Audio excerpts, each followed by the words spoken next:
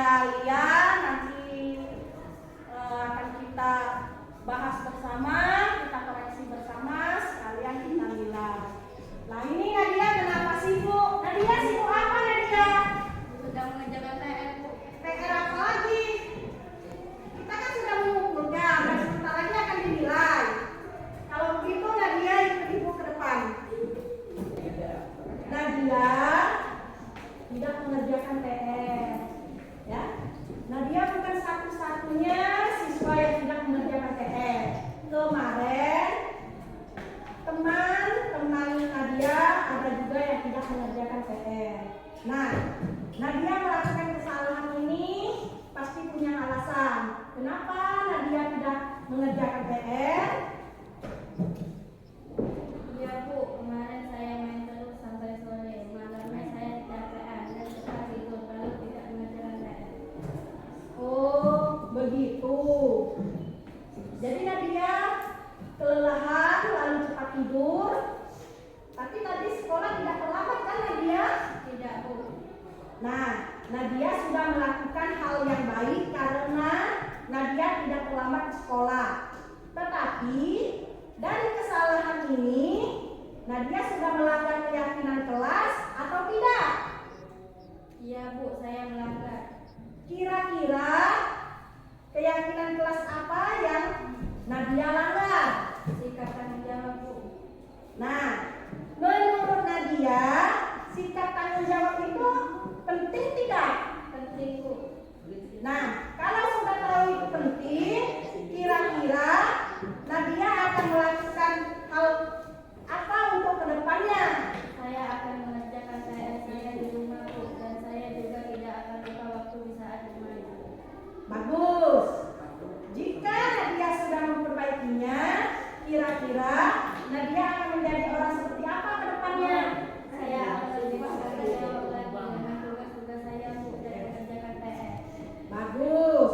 Kalau sudah tahu apa yang akan Nadia lakukan, sekarang Nadia boleh duduk dan siap-siap untuk mengikuti pelajaran selanjutnya. Baik, Bu. Silakan duduk. PR-nya sudah terkumpul semua. Jika tadi tidak mengerjakan PR, saya tidak dihukum dan dimarahi Ibu Linda. Saya tadi diajari untuk memperbaiki kesalahan saya. Terima kasih Ibu Linda. Wassalamualaikum warahmatullahi wabarakatuh.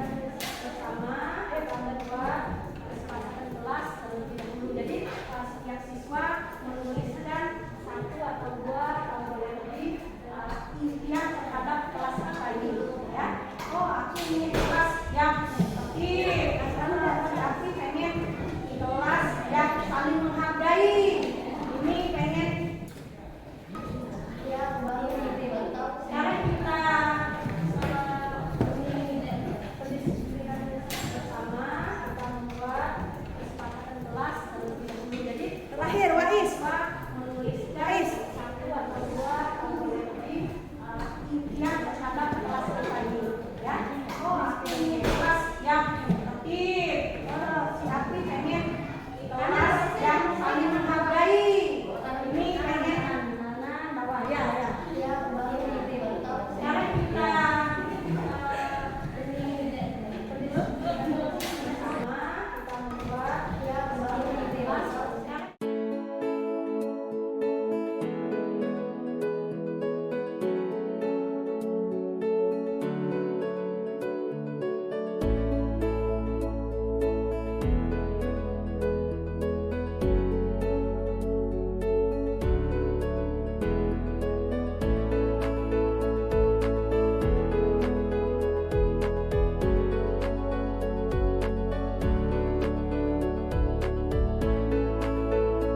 ini kecuali yang 2 kelas tadi tetap di sana untuk membersihkan sampah itu, yang lain masuk ke dalam kelas.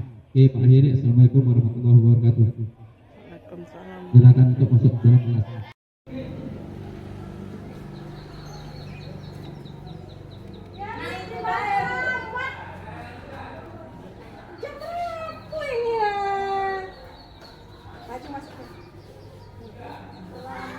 jam berapa Rizky?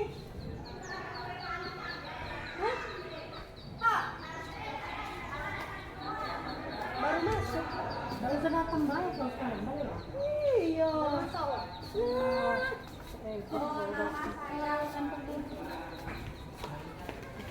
Ini dulu. Kok tadi dulu?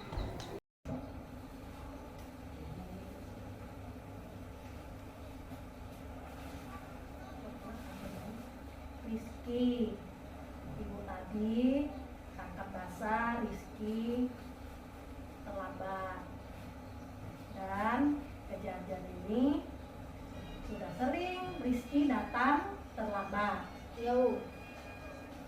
Menurut pengingatanmu, sudah berapa kali Rizky terlambat? 4 kali, Bu.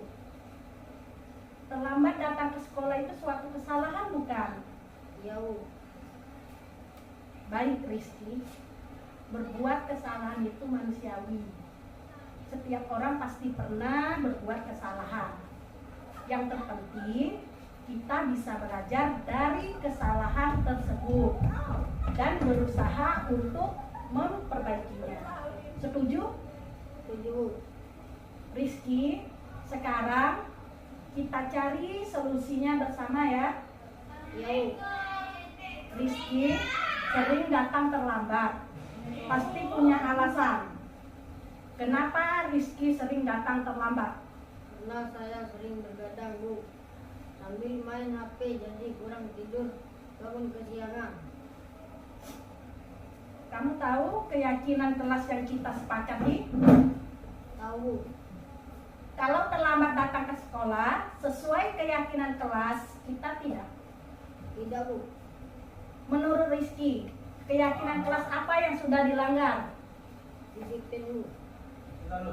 Menurut Rizky, disiplin itu penting tidak untuk Rizky? Penting, Bu, karena membuat saya datang sekolah ke tepat waktu dan bisa menghargai waktu. Betul.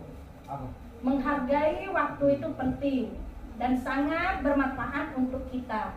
Seperti kita dapat menghargai orang yang ada di sekitar. Pekerjaan menjadi tidak menumpuk dan kita juga dapat melatih rasa kepedulian. Ya, Bu, saya menyesal sudah sering terlambat. Saya mohon maaf sudah sering terlambat. Baik Rizky, sikap yang sangat baik sudah kamu lakukan dengan cara meminta maaf. Menurut Rizky, apa yang akan kamu lakukan agar Rizky tidak terlambat lagi datang ke sekolah? Saya akan tidur lebih awal, tidak main HP lagi dan tidak bergadang lagi, agar tidak bangun kesiangan dan tidak datang terlambat ke sekolah. Baik Rizky, kamu sudah menemukan solusinya dan ibu akan bekerja sama dengan orang tua kamu agar kamu tidak datang terlambat lagi ke sekolah. Sekarang silakan kembali ke kelas, jangan diulangi lagi kesalahannya. Terima kasih, Bu.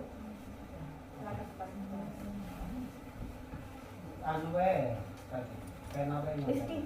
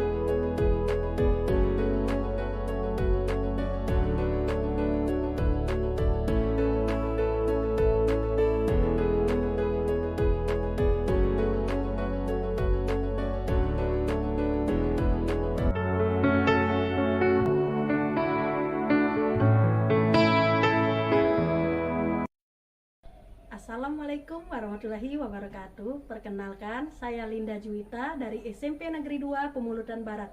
Pada kesempatan kali ini, saya akan memaparkan pengimbasan modul 1.4 Budaya Positif sebagai salah satu tugas calon guru penggerak Angkatan 10 Kabupaten Ogan Ilir.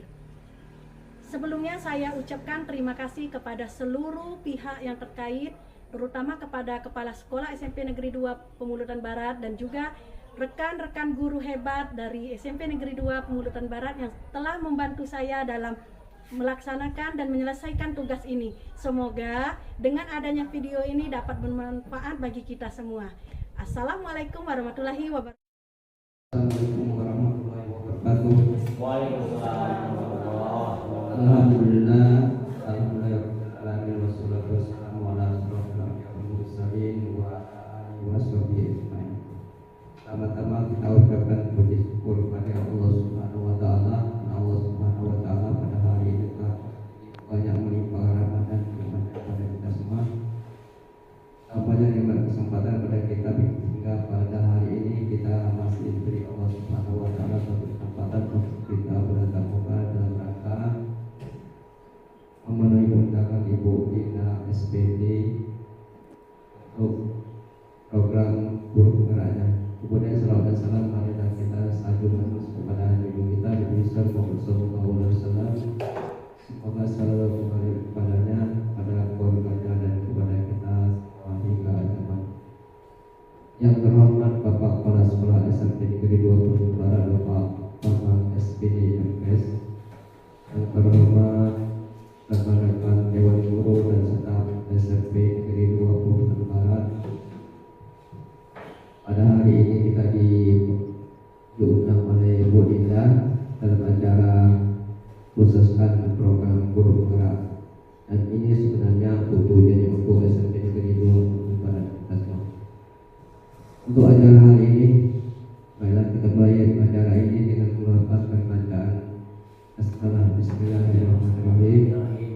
Yang pertama, yang selanjutnya kita atas sambutan dari Bapak Kepala Sekolah SMP Negeri 2 Pemulutan Barat Bapak Bambang SPD MKes. Pada Bapak kami kita persilakan.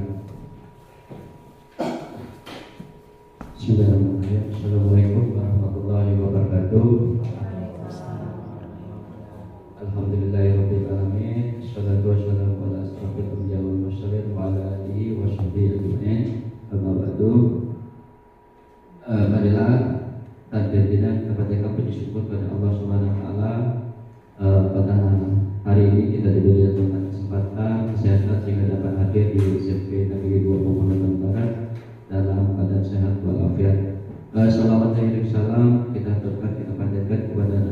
Muhammadin sallallahu alaihi wasallam, pada keluarga, sahabat berikutnya yang utama. Yang kami hormati Wakil Kepala Sekolah Pak Muhammad Ali Putra SPD, yang kami hormati Bapak Ibu Guru Sekjen Negeri 2 Pemulutan Barat, dan yang kami banggakan CGV kita Ibu Linda Juwita SPD. Tidak banyak yang akan kami sampaikan. Mari Bapak Ibu nantinya kita ikuti program yang ketiga berdasarkan itu nilai yang kemarin kami tidak sempat hadir karena ada kegiatan tak salah masalah visi-visi sekolah. Nah, hari ini kegiatan lanjutan berbagi praktik baik, yaitu budaya positif. Nah, mudah-mudahan ini nantinya dapat disampaikan oleh Ibu Linda dan berbagi baik, praktik baik dengan rekan sejawat. Semoga bermanfaat bagi kita semua, khususnya untuk SMP Negeri 2 Pemulutan Barat. Warahmatullahi wabarakatuh. Waalaikumsalam warahmatullahi wabarakatuh. Demikianlah tadi sambutan kepada Kepala SMP Negeri 2 Pemulutan Barat Bapak SPD. Untuk Bapak Bambang, tahu dan terima kasih. Selanjutnya kita serahkan mikrofon ini untuk selanjutnya kepada Bapak Ibu Linda Juwita SPD MS untuk menyampaikan tentang budaya positif. Terima kasih. Bismillahirrahmanirrahim. Saya hormati Bapak Kepala Sekolah SMP Negeri 2 Pemulutan Barat, Bapak Wakil Kepala Sekolah, beserta Bapak dan Ibu Guru yang sempat hadir pada ruangan ini. Alhamdulillah, puji syukur saya panjatkan kepada Allah SWT karena berkah dan rahmatnya kita dapat berkumpul di ruangan ini. Selanjutnya, saya berterima kasih yang sebesar-besarnya kepada Bapak Ibu Guru yang sudah meluangkan waktu untuk saya, yang sudah mensupport saya, dan untuk depan mungkin saya banyak sekali perlu bantuan dari rekan-rekan guru hebat ini. Karena tanpa adanya kolaborasi kita semua, tidak akan jalan program yang saya ikut ini. Begitu juga dengan program kita di sekolah ini. Pada hari ini saya akan berbagi praktik baik pada modul 1/4 budaya positif. Nah, budaya positif ini merupakan suatu kegiatan hal yang baik yang ada di sekolah dan kita jadikan budaya. Mengapa dibudayakan? Karena akan kita jadikan kebiasaan di dalam sekolah kita. Selama ini para murid bertindak untuk mengikuti aturan sekolah karena untuk menghindari hukuman atau sanksi. Saya lanjutkan. Selama ini murid kita ini bertindak untuk mengikuti aturan sekolah ini karena untuk menghindari suatu hukuman atau sanksi, bukan atas kesadarannya sendiri, sehingga budaya positif di sekolah tidak berjalan dengan efektif. Nah, pada dasarnya setiap sekolah itu, terutama khususnya sekolah kita, sudah berjalan budaya positif dari sejak dulu. Saya yakin itu. Pembiasaan dari pembacaan Yasin bersama, menyambut siswa-siswi kita, itu sudah merupakan suatu budaya positif. Nah, bagaimana kita membangun siswa kita ini budaya positif ini? Mereka melakukan suatu hal kebajikan bukan karena pengaruh kawan ataupun hukuman, sanksi dan penghargaan, tapi ini merupakan murni dari kemauan dia sendiri. Nah, ini yang akan saya sampaikan kepada rekan-rekan semua.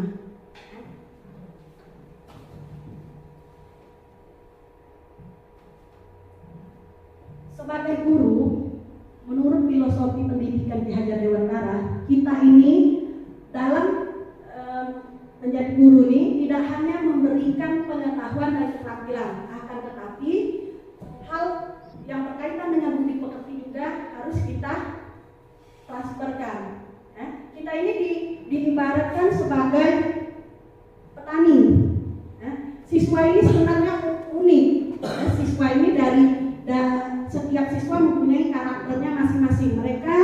dari rumah sudah mempunyai karakter, sudah ada minat dan bakat. Nah, tugas kita sebagai guru ialah menebalkan hal yang baik pada siswa dan menyamarkan hal yang buruk pada siswa.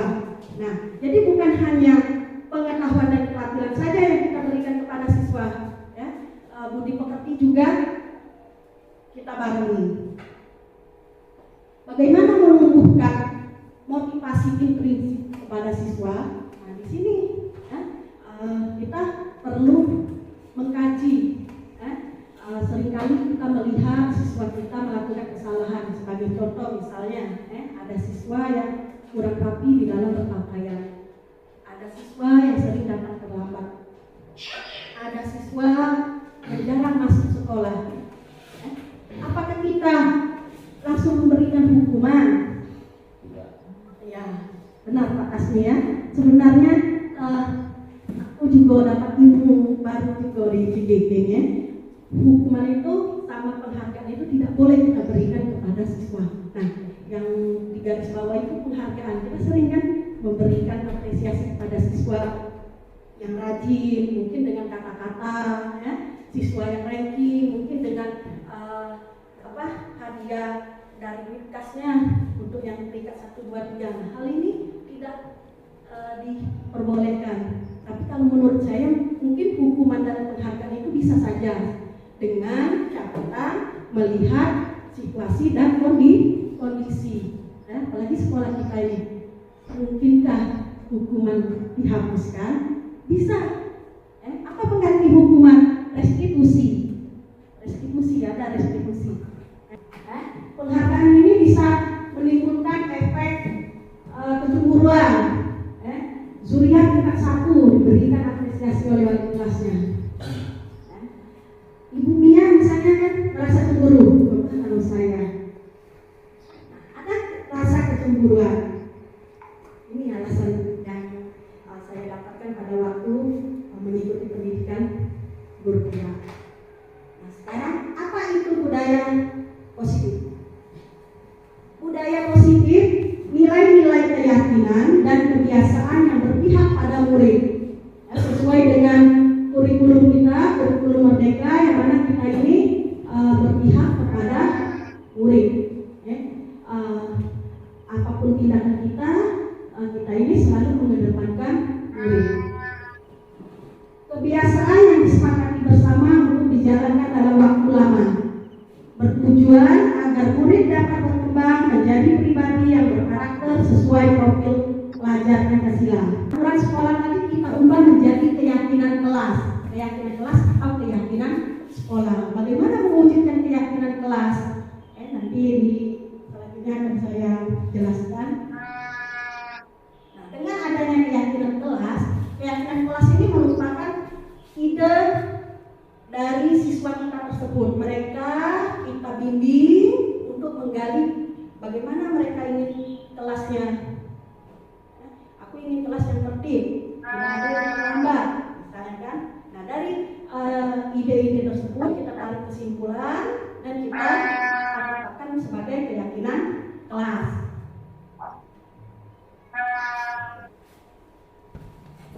Disiplin positif adalah proses pembelajaran, cara menerapkan pendisiplinan yang bertujuan untuk menumbuhkan kesadaran serta memberdayakan anak untuk mandiri.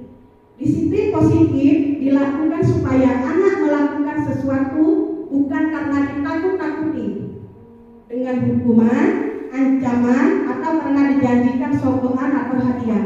Disiplin positif merupakan pendekatan yang tetap memperhatikan hak-hak anak untuk berkembang dengan sehat, mendapatkan perlindungan dan merasa nyaman untuk terlibat dalam proses pendisiplinan. Nah, di sini ya di garis bawahi bahwa pendisiplinan ini harus kita tumbuhkan dari anak.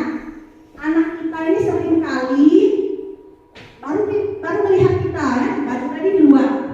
Oh, ada Bu Linda, ada Bu Mia.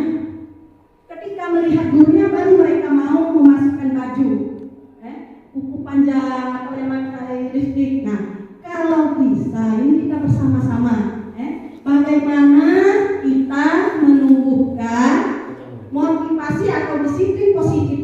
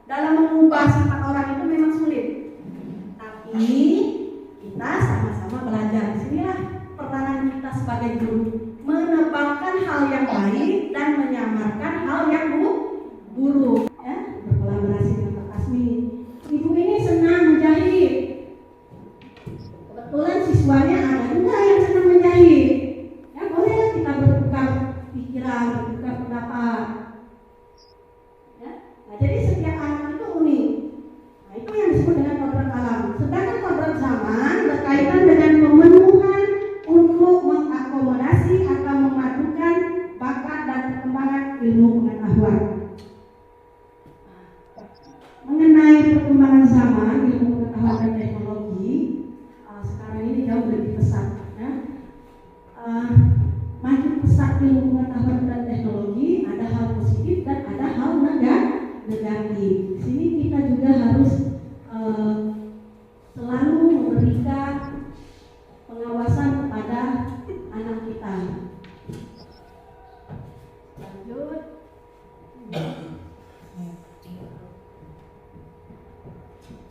Ki Hajar Dewantara mengartikan disiplin sebagai bentuk kontrol diri, yaitu belajar untuk kontrol diri agar dapat mencapai suatu tujuan mulia.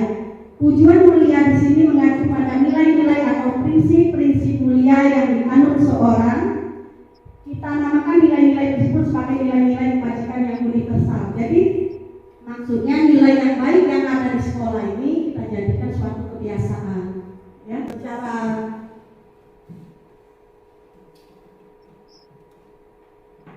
ini global, ini jobnya ini langsung jadi operator.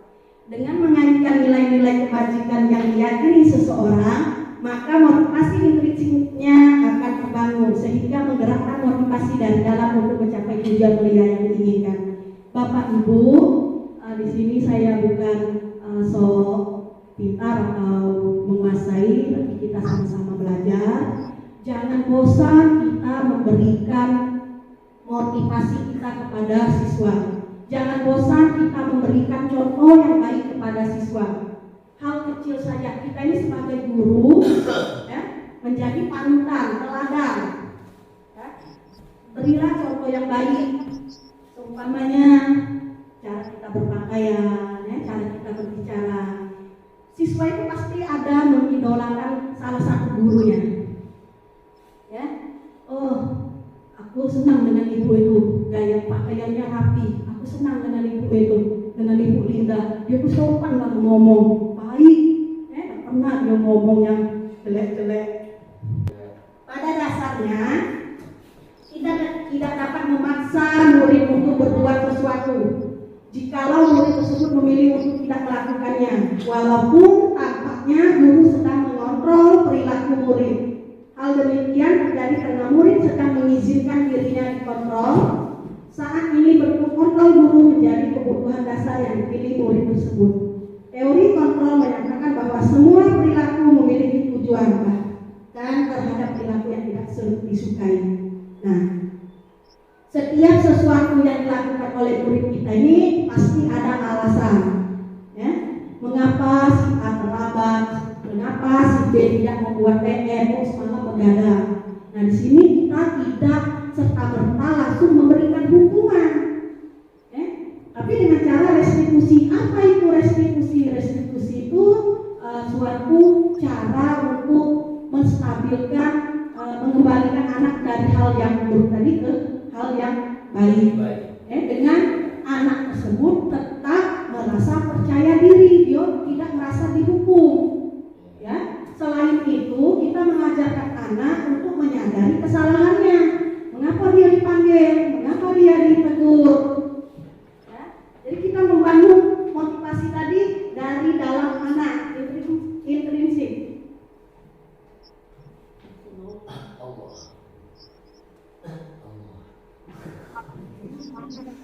Minum dulu ya. Nah, ini langkah-langkah dalam menerapkan disiplin positif. Yang pertama, menanyakan pendapat murid bagaimana cara belajar yang disukai sesuai dengan kurikulum merdeka. Jadi anak itu kita utamakan, ya. Kita ini mengabdi berpihak pada murid, menanyakan pendapat murid bagaimana cara belajar yang disukai, menanyakan ide murid untuk mencapai kelas impian, mengambil kesepakatan, mengubah ide menjadi kesepakatan kelas, menuliskan gambaran perilaku, membuat poster. Kemarin saya lihat sudah mempraktikkan keyakinan kelas itu Pak Ariel, Pak Ariel ya, sudah mempraktikkan keyakinan kelas, sudah membuat keyakinan kelas.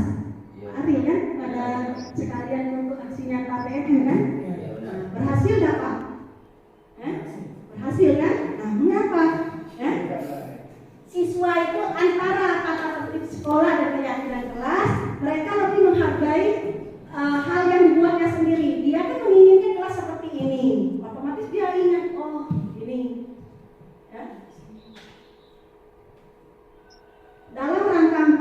lingkungan positif, maka setiap warga sekolah dan pemangku kepentingan perlu saling mendukung, menghayati. Nah, jadi hal ini tidak mungkin bisa kita laksanakan kalau tidak ada kerjasama seluruh warga sekolah.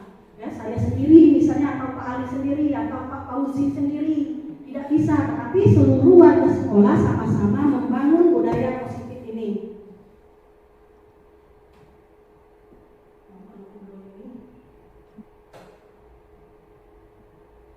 Sekarang kita masuk ke teori motivasi, hukuman, dan penghargaan serta restitusi. Motivasi perilaku manusia. Kita ini berbuat sesuatu pasti ada alasan. Nah, hal yang memotivasi perilaku manusia yang pertama, terutama murid kita, kebiasaan dalam kelas nak manggil. Yang pertama, untuk menghindari ketidaknyamanan atau hukuman. Yang kedua, untuk mendapatkan imbalan atau penghargaan dari orang lain. Dan yang ketiga, untuk menjadi orang yang mereka inginkan dan menghargai diri sendiri dengan nilai-nilai yang mereka percaya.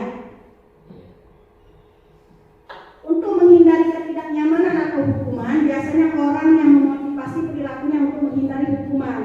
Nah, jadi anak ini selama ini masih menghindari hukuman ini, masih melakukan atau patuh pada tata tertib karena takut terhadap hukuman, bukan dari dalam mereka sendiri. Artinya bukan kesadaran mereka sendiri untuk berbuat baik.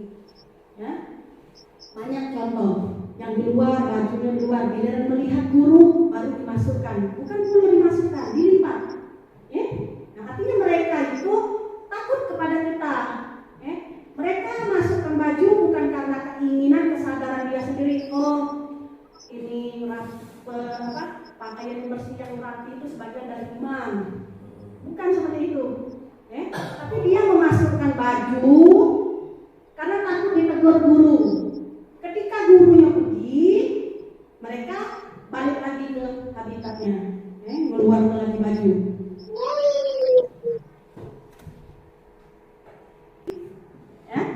Tapi karena suatu tujuan, yaitu untuk mendapatkan pujian, mendapatkan penghargaan, mendapatkan imbalan.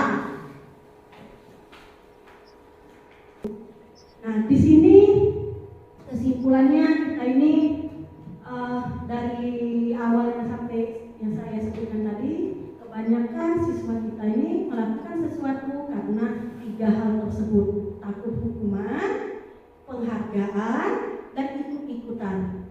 Ya. Jadi bukan dari dasar mereka sendiri.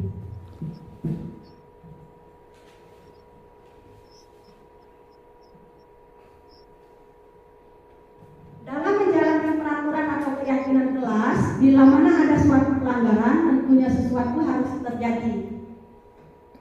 Untuk itu kita perlu meninjau ulang tindakan atau penegasan. Tindakan terhadap suatu pelanggaran pada umumnya terbentuk hukuman dan konsekuensi. Sudah biasa, ya, kalau ada siswa yang melanggar aturan, pasti kita memberikan konsekuensi ataupun hukuman.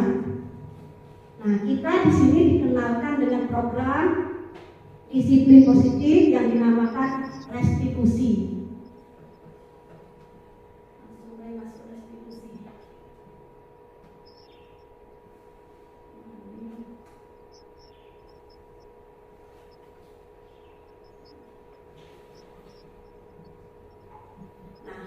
Ini kita lihat dulu perbedaan antara hukuman dan restitusi. Hukuman ini bersifat tidak berencana atau tiba-tiba. Anak atau murid tidak tahu apa yang akan terjadi dan tidak dilibatkan. Hukuman bersifat satu arah dari pihak guru yang memberikan dan murid hanya menerima. Di sini biasanya ada efek trauma atau efek jerah. Apalagi kalau kita menghukum siswa di depan siswa lain atau di depan guru lain, mereka mungkin malu. Ujung-ujungnya ngumpet kita, ibu itu, pak itu, aku lah malu di depan cewek yang taksir. Saya Rasmi itu terlambat, langsung saya tegur di depan ibu Fatma. Malunya bu, aku ditegur di depan linjanganku.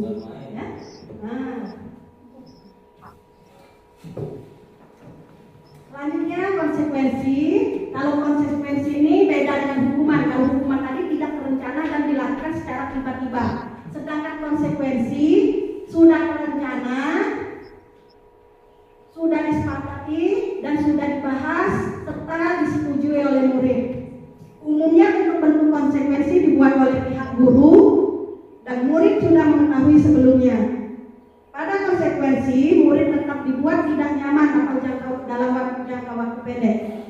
Konsekuensi biasanya diberikan berdasarkan suatu data yang umumnya dapat diukur, misalnya setelah 3 kali tugasnya tidak diselesaikan pada batas waktu yang diberikan atau murid melakukan kegiatan di luar kegiatan pembelajaran.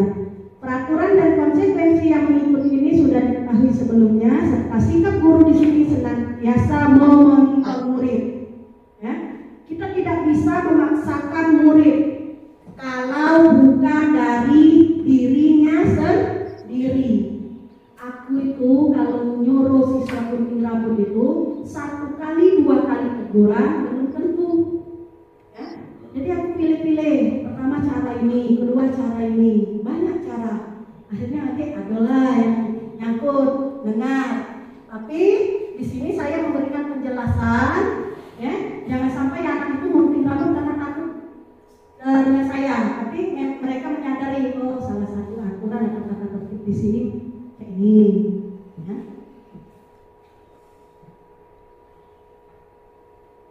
Dari kelima posisi kontrol ini, coba kita ingat-ingat posisi mana yang sering kita lakukan. Penghukum, pembuat rasa bersalah, teman, pemantau, atau manajer. Kita ini diharapkan selalu memposisikan kita di posisi kontrol yang kelima, manajer, sebagai manajer. Ya, karena hukuman tadi sudah jangan sampai sering kita lakukan, jadi hukuman itu kita buang, ya, kita ganti dengan restitusi. Bukan berarti siswa yang melanggar suatu tata tertib tidak kita berikan teguran, tapi teguran atau hukuman tadi berubah menjadi restitusi. Restitusi ini dengan restitusi ini kan bisa menumbuhkan motivasi dari dalam diri anak. Jadi anak tersebut melakukan hal kebajikan bukan karena takut sama guru, tapi mereka menyadari hal baik bagi mereka, ya, dan hal baik yang ada di sekolah kita. Nah, ini ada perbedaan dari 5 posisi kontrol seorang guru.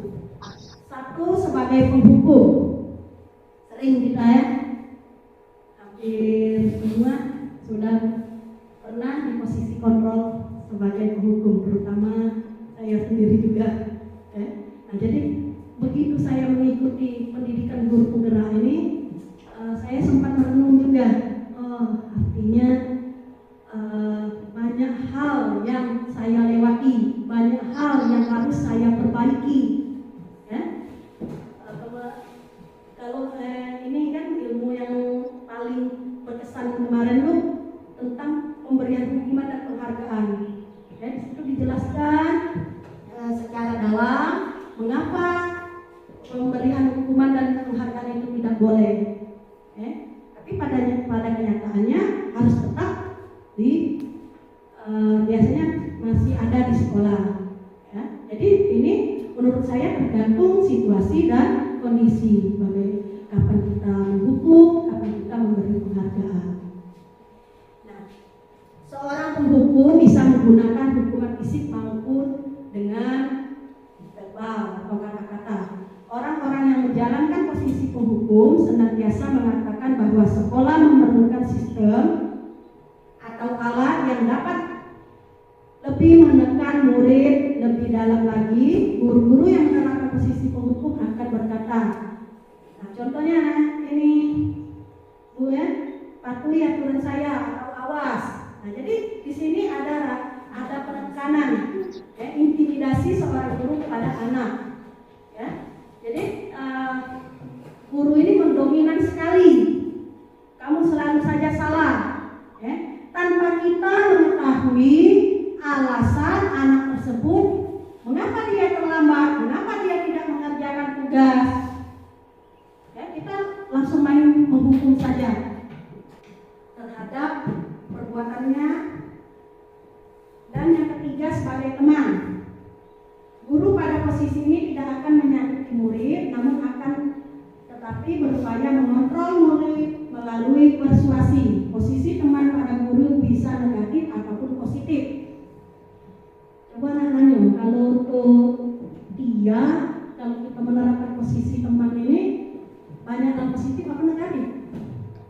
uji. Kalau kita tolak kepada iya, mesti hanya setuju 2. Posisi yang ketiga. Banyak positif. Banyak positif apa Iya, negatif? banyak positif karena melok walinya. Nah, jadi kita juga bisa walaupun ditekankan pada satu posisi, tapi kita bisa memilah-milih. Kapan waktu kita sebagai teman, kapan waktu kita sebagai manajer, kapan waktunya kita sebagai pemantau. Karena anak ini beda karakter. Ada yang pengen belajar dengan cara lembut, ada yang pengen ada militernya dikit. Jadi disesuaikan dengan kondisi dan situasi. Posisi pemantau berdasarkan pada peraturan dan konsekuensi. Dengan menggunakan sanksi atau konsekuensi, kita dapat memisahkan hubungan pribadi kita dengan murid. Sebagai seorang yang menjalankan posisi pemantau, adapun contohnya mungkin pernah kita berkata, apa yang telah kamu lakukan? Mengapa kamu melakukan ini? Mengapa kamu tidak menuruti perintah? Atau mengapa kamu melanggar peraturan sekolah? Nah, jadi setiap perbuatan siswa itu kita gali, apa yang menjadi penyebab siswa tadi melakukan hal tersebut, melanggar atau tertib tersebut. Dari kesadarannya itu kita tumbuhkan, kita gali lagi, kita kembalikan kepada siswa. Misalnya ada contoh kasus siswa yang sering terlambat.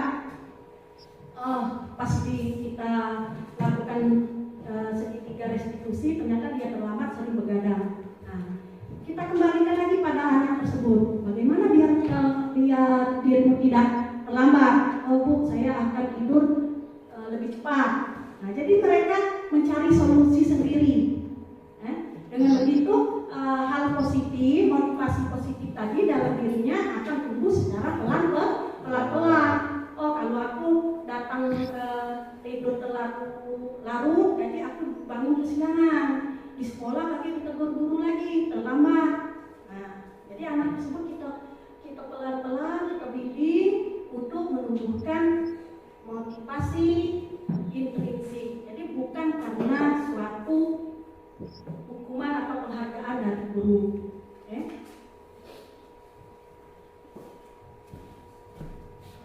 Nah, ini segitiga restitusi. Ada 3 tahapan. Yang pertama, menstabilkan identitas. Yang kedua, validasi tindakan yang salah. Dan yang ketiga, menanyakan keyakinan. Pada menstabilkan identitas, bagian dasar ini bertujuan untuk mengubah identitas anak dari orang yang gagal karena melakukan kesalahan menjadi orang yang sukses. Jadi mereka tidak merasa terhukum dengan perbuatannya, tetapi kita tumbuhkan kesadaran, kita rangsang anak tadi itu untuk menyadari kesalahannya.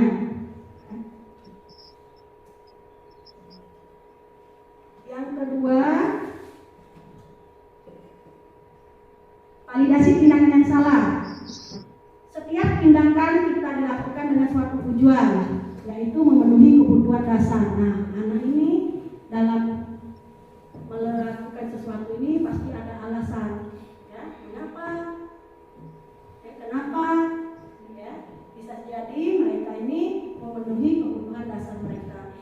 Kita ini dalam memberikan ilmu pengenalan kepada anak, kita pastikan anak ini mendapatkan kebutuhan dasarnya. Apa saja kebutuhan dasar? Yang pertama, bertahan hidup. Anak ini dari rumah ke sekolah sudah sarapan. Kalau perutnya kosong ke sekolah, otomatis tak konsen. Ada juga anak yang ingin dihargai. Ada juga anak yang pengen mendapatkan pengakuan. Dan yang ketiga, menanyakan keyakinan. Setelah kita menstabilkan identitas, terus selanjutnya menanyakan keyakinan. Pelanggaran yang dilakukan anak tersebut sesuai tidak dengan keyakinan kelas yang sudah secara tidak langsung menyadari salah perbuatan itu. Jadi kita bangun motivasi intrinsik anak tadi secara pelan-pelan. Sampai sini lumayan menginspirasi. Ada yang ingin ditanyakan sebelum kita lanjut? Masih ada 30 slide lagi. Pak Arif, tadi nanya apa Pak Arif?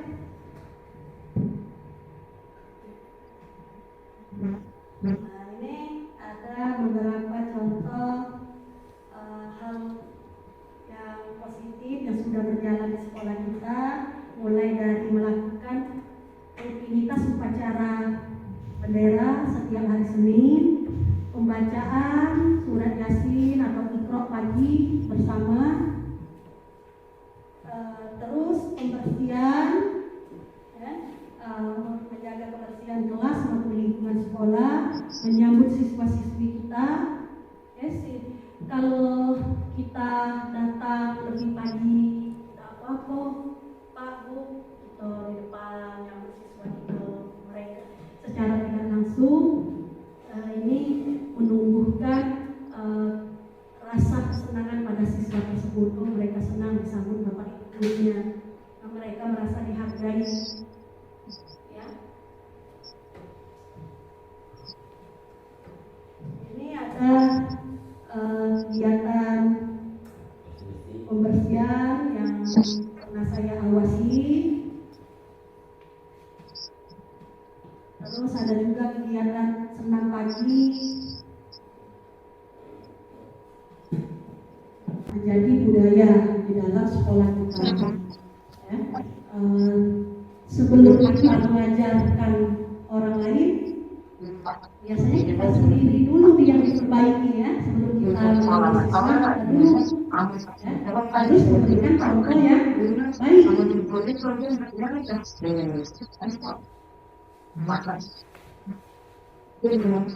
Ini ada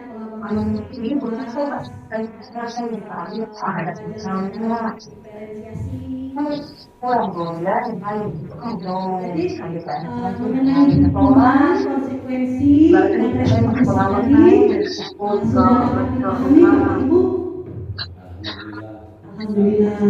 Nah, jadi kita ke depan sama-sama membimbing anak kita, menuntun anak kita ke hal yang lebih baik. Ya, jadi mulai sekarang juga kita biasakan sebelum kita memberi ilmu pengetahuan dan keterampilan kepada anak, biasanya juga harus kita selipkan pendidikan budi pekertinya.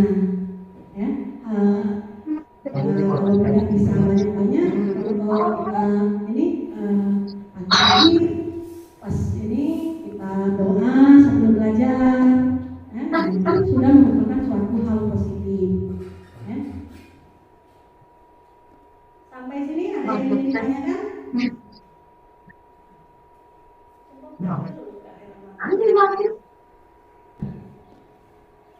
Baiklah, Bapak Ibu, setelah saya paparkan materi kita hari ini, mulai dari hukuman, konsekuensi sampai ke restitusi, sampai di sini ada yang ingin Bapak ditanyakan?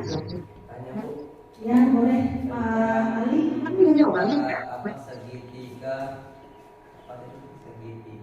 Restitusi. Segitiga restitusi. Apa ini segitiga restitusi apa? Kurang gimana atau segitiga stabilitas identitas. Sudah itu sudah. Dan juga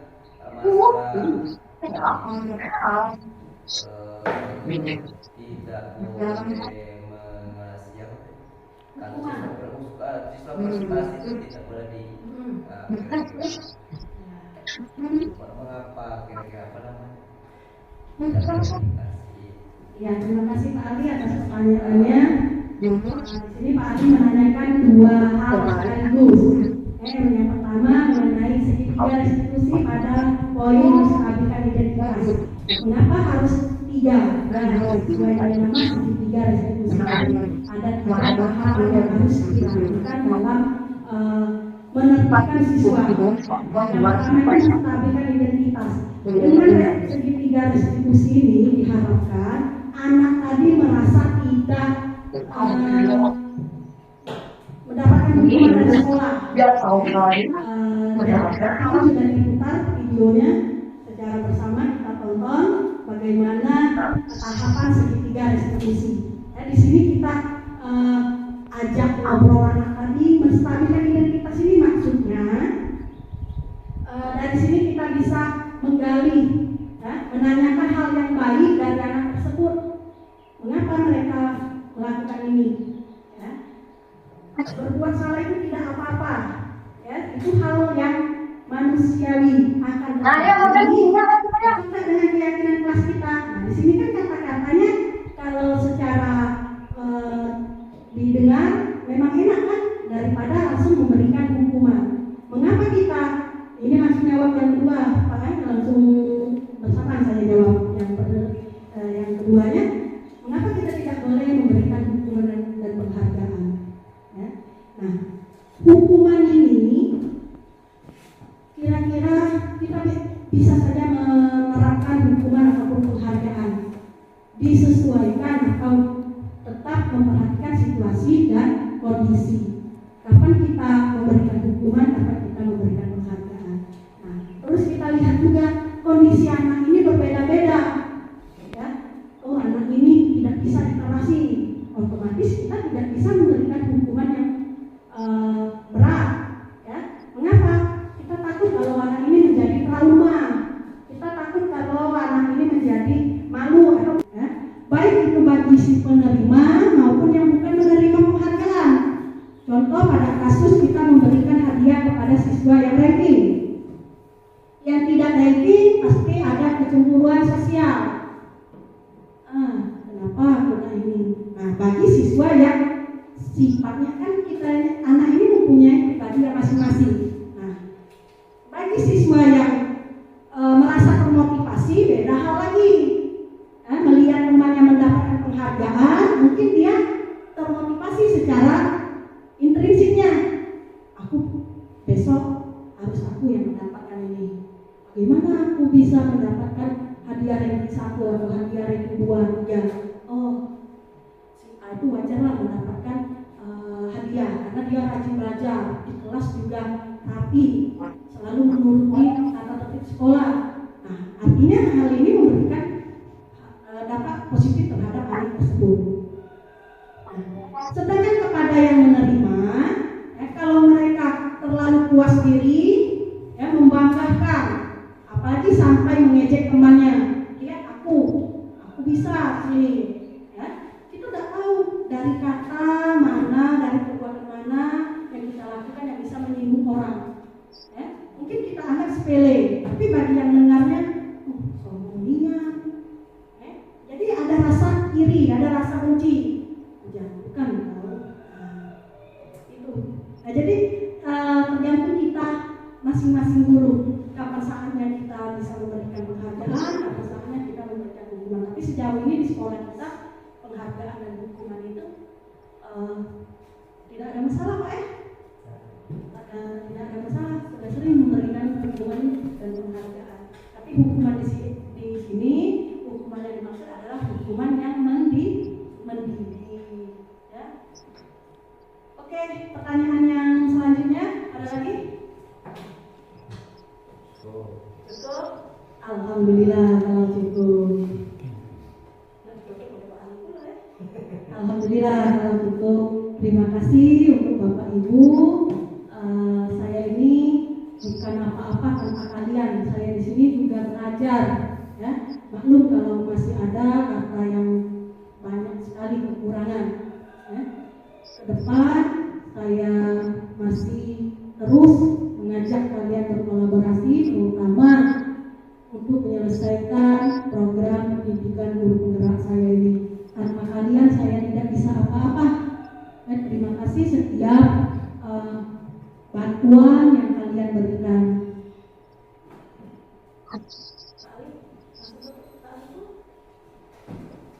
Demikianlah pemaparan dari saya. Saya mohon maaf apabila apabila terdapat kata maupun perbuatan yang menyinggung Bapak Ibu Guru, kepada Allah saya mohon ampun. Akhir kata saya ucapkan wassalamualaikum warahmatullahi wabarakatuh.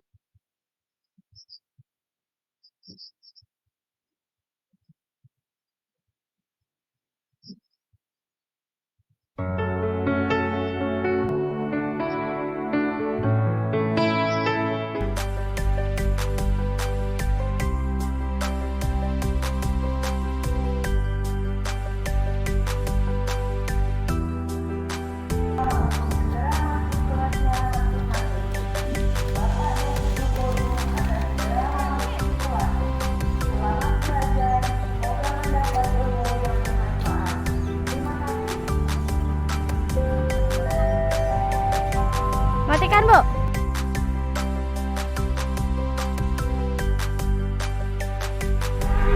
Pagiku cerah, matahari bersinar, ku gendong tas merahku di pundak. Selamat pagi semua, ku nantikan dirimu di depan kelasku, menantikan kami.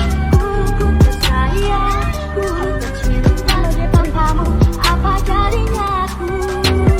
Tak bisa baca tulis, mengerti banyak hal, guruku terima kasihku. Nyatanya diriku